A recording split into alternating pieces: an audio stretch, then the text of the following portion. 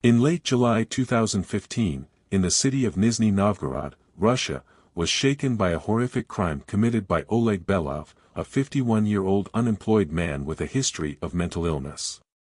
Belov brutally murdered his 6 children, all under the age of 7, and his wife, Yulia, who was pregnant at the time, a devoted mother to 6 innocent children. From the outside, their life appeared ordinary, even happy. But behind closed doors, a nightmare was brewing. A monster lurked within their home, waiting for the moment to unleash his Russia years. Yulia Belov lived in fear. She knew the man she had married was dangerous, but no one would listen. She begged for help, reported the abuse, and fought to protect her children. But the system that was supposed to keep them safe turned a blind eye. Then, on a quiet morning in July 2015, Yulia's worst fears became a reality. A simple argument escalated into something far more sinister. By the time it was over, a mother and 6 children lay lifeless, their tiny bodies dismembered and stuffed into plastic bags. How does a man go from being a husband and father to a cold-blooded butcher? And how does a system meant to protect the vulnerable allow such horror to unfold? Before we dive into the shocking details of this case, make sure to like this video and subscribe for more cases of betrayal, violence, and tragedy. Now, let's go back to where it all began. Yulia Belova was a mother first and foremost. Her entire world revolved around her 6 children, their laughter, their safety, their future. She was described as kind and resilient, a woman who did everything she could to shield her little ones from harm. But behind closed doors, she was fighting a battle she couldn't win. The man she had married, the father of her children, was not the loving husband he pretended to be. 51-year-old Oleg Belov had always been troubled. Diagnosed with schizophrenia, he struggled with delusions, paranoia, and violent mood swings. He was unemployed, financially unstable, and deeply resentful of the world around him. He often claimed that God spoke directly to him, using his faith as a weapon to justify his control over his wife and children. He saw himself as the ultimate authority in his home, and no one, not even Yulia, could question his rule. To outsiders, the Belovs seemed like an ordinary family. They lived quietly, rarely drawing attention. But those who knew them well saw the cracks beneath the surface. Oleg's outbursts were no secret. The way he treated Yulia, the way he controlled her every move, it was impossible to ignore. And Yulia? She tried to escape. She reported his abuse, reached out for help, and begged authorities to intervene. But time and time again, she was turned away. No one listened. No one helped. And in the end, that silence would cost Yulia and her children everything. From the moment they were married, Yulia knew something was wrong. Oleg wasn't just strict. He was controlling, obsessive, and dangerously paranoid. He constantly accused her of conspiring against him, convinced that she was working with unseen enemies to destroy him. If she left the house without permission, if she spoke to someone he didn't approve of, or if she simply looked at him the wrong way, his temper would ignite. His words were sharp, his punishments cruel. He made sure Yulia understood that she belonged to him, and him alone. The abuse wasn't just emotional. Oleg's paranoia ran so deep that he took his rage out on the children, too. In 2011, authorities were alerted to possible child abuse of his children, but after a brief investigation, the case was dropped. Whatever horrors Yulia and the children endured behind closed doors remained their burden to bear. Time and time again, she reached out for help. She reported Oleg's violent outbursts, his disturbing behavior, his threats. But every time, the system failed her. Neighbors reported frequent violent arguments between the couple, and Yulia had sought help multiple times, but authorities failed to take effective action. By 2015, Yulia had reached her breaking point. She knew she had to escape, not just for her own survival, but for her children.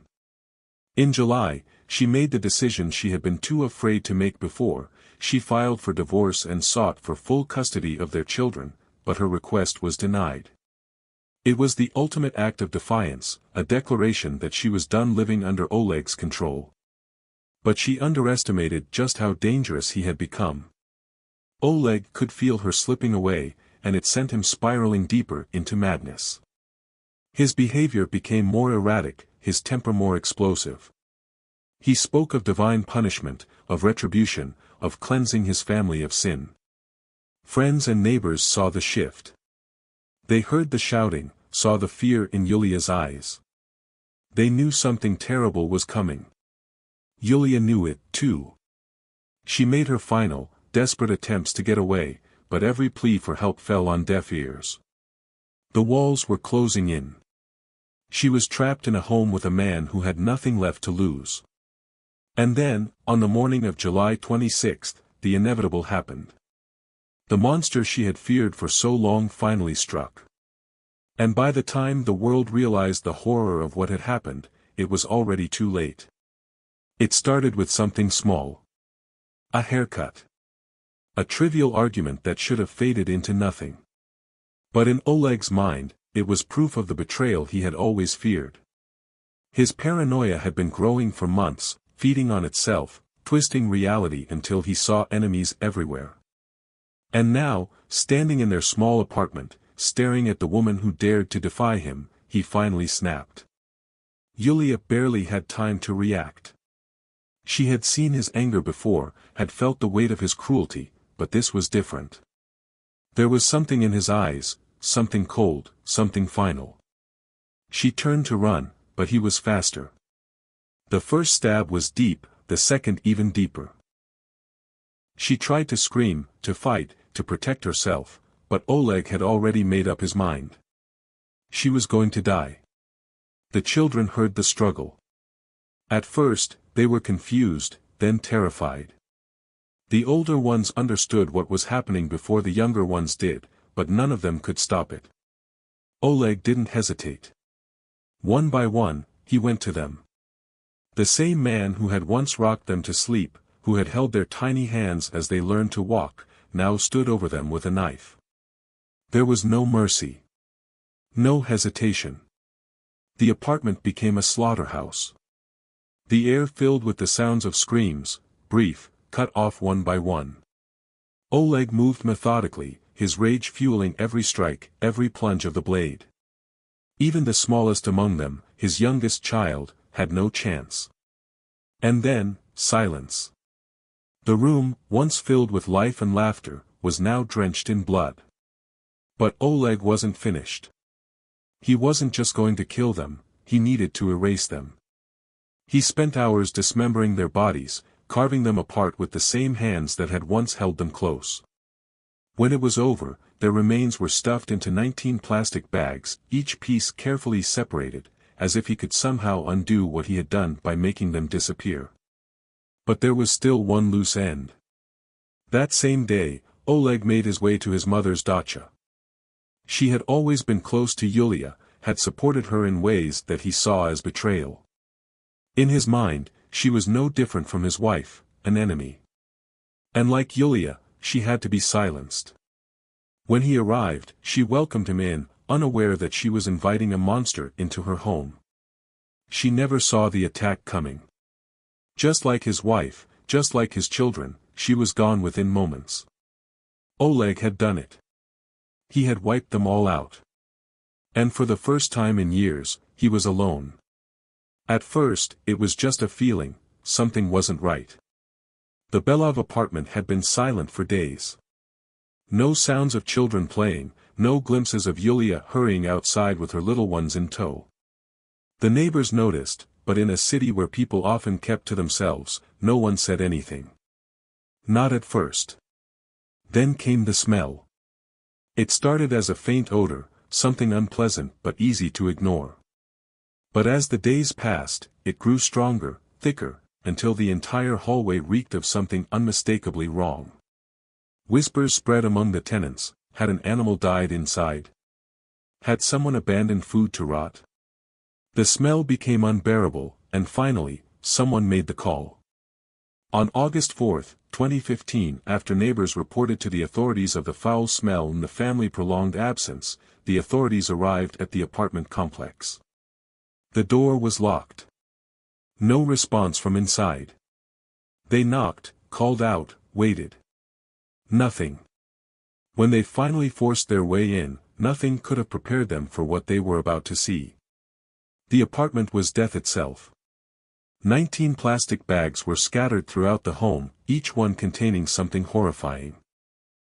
Investigators opened the first, then another, and another. Inside, human remains, cut into pieces, stripped of their identity. The blood had dried, but the horror remained fresh. Even the most hardened officers stood frozen, unable to comprehend the sheer brutality before them. This was no ordinary crime scene. This was a slaughterhouse. It didn't take long to realize who the victims were. Yulia. The 6 children. Dismembered beyond recognition, their bodies treated like garbage. The realization sent a wave of shock and revulsion through the department. No one could understand how a father, someone meant to love and protect, could commit such an unspeakable act. As investigators processed the scene, another call came in. A woman had been found murdered at a dacha in the Vladimir region. The victim? Oleg's mother. Now, there was no doubt. This wasn't just a case of domestic violence. This was an extermination. Oleg Belov had vanished, but his crimes had left a trail of blood that stretched across Russia. The manhunt began immediately. Every officer, every investigator, every agency capable of tracking him was put on alert. Airports, train stations, border crossings, all watched closely. He had nowhere to run. The monster who had butchered his own flesh and blood was out there. And the hunt had begun. For days, Oleg Belov had managed to stay ahead of the police. He was a ghost, slipping through the cracks, moving quietly, avoiding detection. But he wasn't invisible. Sooner or later, his luck would run out. The break came when a tip led authorities to a small cottage on the outskirts of Vladimir. It belonged to his mother-in-law, a place he had no reason to be, except he had nowhere else to go. The walls were closing in, and this was his last desperate attempt to disappear. The police moved in quickly, surrounding the area before he could escape. They called out his name, demanding he surrender. Silence. For a moment, it seemed like he might try to hide, might force them to come in and drag him out. But then, a sound, a door creaking open. And there he was. Thin, unshaven, his eyes wild with something that went beyond desperation. He didn't look like a man who regretted anything. He looked like an animal, cornered, unpredictable. And then, in a flash, he made his choice. A knife glinted in his hand as he lunged forward. He attacked the officers with the knife, but the officers reacted instantly. He was wounded before being taken into custody. Even now, even as he lay on the dirt, gasping, there was no panic in his expression. No fear. No regret. In the interrogation room, Oleg was eerily calm. There was no weeping, no pleading, no apologies. Instead, there was blame. He spoke of betrayal, of conspiracies. He painted himself as the victim, as if he hadn't been the one to slaughter his wife, his children, his own mother. He called Yulia deceitful, accused his mother of turning against him, ranted about a world that had wronged him at every turn. It was delusion at its purest, paranoia twisted into something lethal. He didn't deny what he had done. In fact, he recounted it in chilling detail, how he had silenced each child, how he had dismembered them, how he had thought about every cut, every movement. He wasn't haunted by his actions. He was justified in them, at least in his own mind. The officers listened, some barely able to contain their disgust. There was no remorse here. No redemption.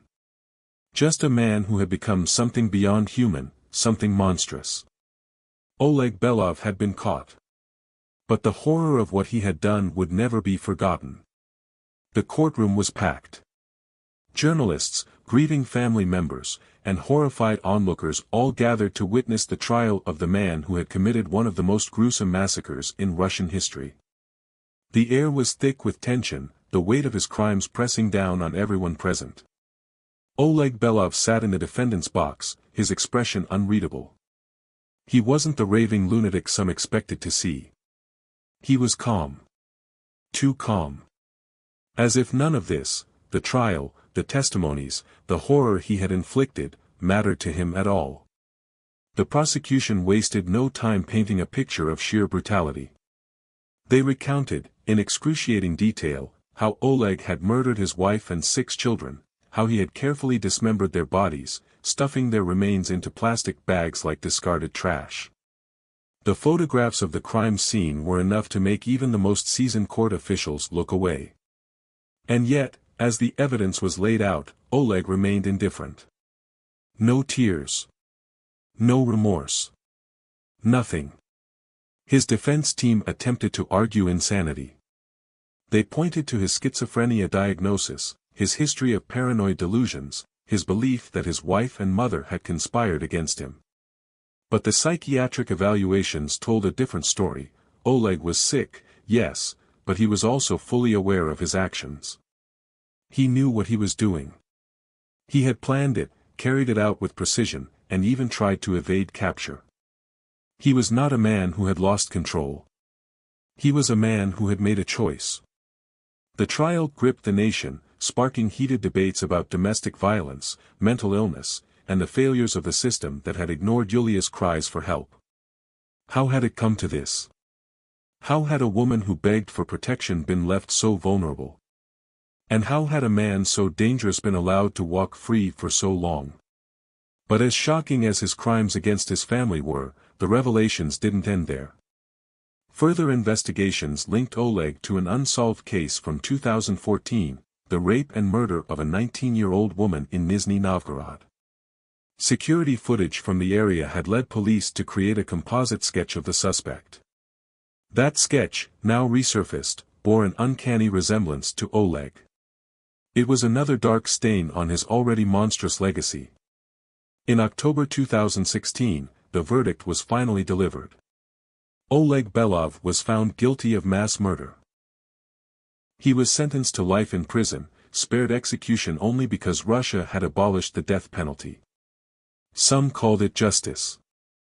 Others felt that no punishment could truly match the horrors he had inflicted. As the sentence was read, Oleg didn't flinch. No visible reaction. No plea for forgiveness.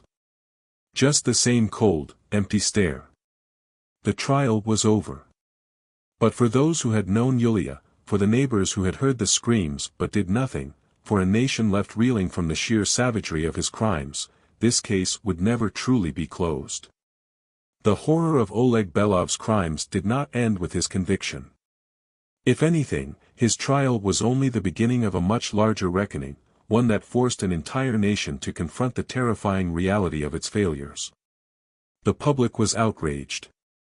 Not just at Oleg, but at the institutions that had allowed this to happen. Yulia had begged for help.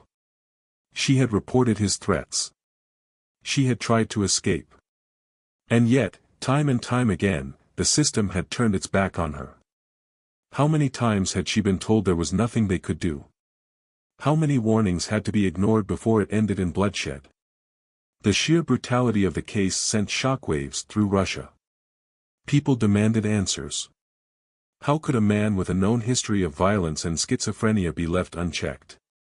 Why had authorities dismissed the allegations against him in 2011? How had a mother and 6 innocent children been so horrifically failed? For many, this case became more than just another crime story. It was a damning indictment of a legal system that had long refused to take domestic violence seriously. Russia had no dedicated domestic violence laws, and protections for abuse victims were virtually non-existent. In fact, just 2 years after Oleg's conviction, lawmakers would controversially vote to decriminalize certain forms of domestic violence, a move that horrified activists who had fought to prevent another tragedy like Yulia's. The outrage led to renewed debates on child protection, mental health treatment, and the urgent need for intervention strategies in abusive households. But while discussions raged on, change remained slow. For many, this case served as a grim reminder of just how little was being done to protect the most vulnerable. And as for Oleg, he now rots in a maximum security prison, serving out his life sentence under heavy surveillance. Unlike his victims, he gets to wake up every morning. He gets to breathe. To exist. But even behind bars, he is not safe. Reports suggest that his crimes, especially the murder of his own children, have made him a target. In prison hierarchy, there is no lower position than that of a child killer. He is isolated for his own protection, kept away from other inmates who would gladly end his life if given the chance. There are whispers that he has grown paranoid, constantly looking over his shoulder, knowing that retribution could come at any moment. But no amount of fear he feels now can ever compare to the terror his wife and children must have felt in their final moments. Oleg Belov may have escaped the death penalty, but he has been condemned to something else, a slow, lonely existence where he is hated by all, with nothing left but time to think about the monstrous legacy he has left behind. This case is more than just a brutal crime, it's a devastating example of what happens when cries for help go unanswered. Yulia did everything she could. She saw the danger. She knew what Oleg was capable of. She reached out, hoping that someone, anyone, would step in before it was too late. But no one did. And in the end, she and her 6 children paid the ultimate price. How many times have we heard stories like this? How many victims have tried to escape, only to be met with indifference? Time and time again, the warning signs are there. The threats. The escalating violence. The desperate attempts to leave. Yet, too often, the system meant to protect them does nothing, until it's far too late. This case forces us to ask some difficult questions. Could these 7 innocent lives have been saved if the authorities had taken Yulia's fears seriously? What needs to change to ensure that no one else suffers the same fate? And what about Oleg? He may be locked away, but the scars of his crimes will never fade. His children should have had their whole lives ahead of them. Instead, their names are now attached to one of the most horrific family massacres in modern Russian history.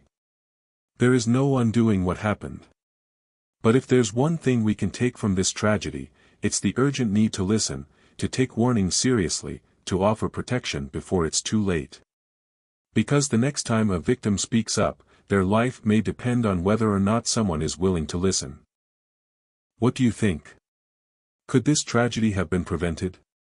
What changes do you believe are necessary to better protect victims of domestic violence?